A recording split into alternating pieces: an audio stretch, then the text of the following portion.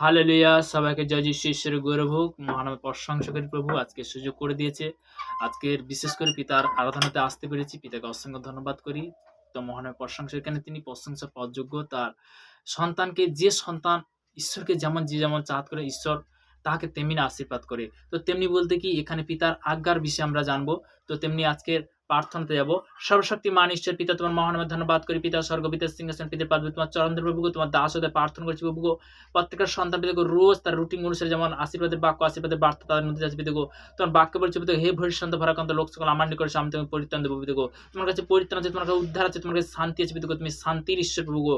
যখন তার 14 অধ্যায় 27 বলেছে পিতা বাক্য বলেছে পিতাগো, শান্তি আমি তোমার কাছে রেখে যাচ্ছি, আমার শান্তি তোমার দান করছি। জগৎ যেরূপ দান করবে সেরূপ দান করে। তোমাদের হৃদয় উদ্বিগ্ন নাও ভীত নাও প্রভু গো।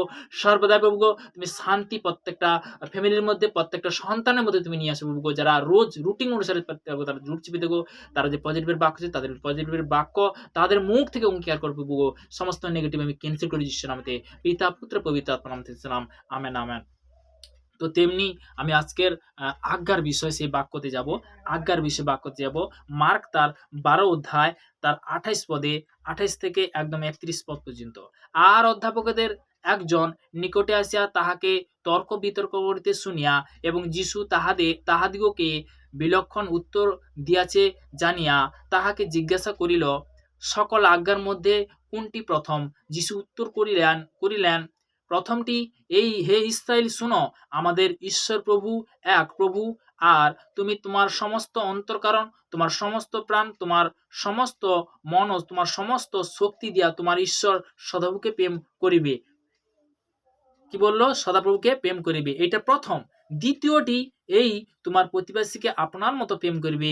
এই দুই আজ্ঞা হইতে পৃথিবীতে এখানে দুই আজ্ঞা হইতে বড় আর কোনো আজ্ঞা নেই। এই দুই আজ্ঞা হইতে আর বড় আর কোনো আজ্ঞা নেই। আমার কর্তব্য দোক না দোক আমরা ঈশ্বরের কাছে আসবো, ঈশ্বরের প্রার্থনাতে আসবো।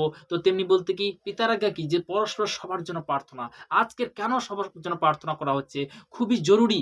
তো তেমনি বলতে কি যে স্বর্গ রাজ্য সন্নিকটের মধ্যে। তো তেমনি বলতে কি আমরা ঈশ্বরের সন্তান, যে সত্যি যে ঈশ্বর যে আমাদেরকে যে যিশুকে আমরা জানেছি, প্রভুকে আমরা জানতে পেরেছি। প্রভুকে অসংখ্য ধন্যবাদ করি, প্রভুকে অসংখ্য ধন্যবাদ করি। কেননা আমরা আজকে জানতে পারছি বলে আজকের বলতে কি কত সন্তান যে প্রভুর সুসমাচার করছে। এখানে জাত নয়, এখানে ধর্ম নয়, কিন্তু এখানে বলতে কি মানুষের লাইফটা চেঞ্জ করছে, তাদের জীবনটা বদলে দিচ্ছে। আজকে বলতে কি বড় বড় নেশা থেকে বলতে কি সে আজাদ হয়ে যাচ্ছে।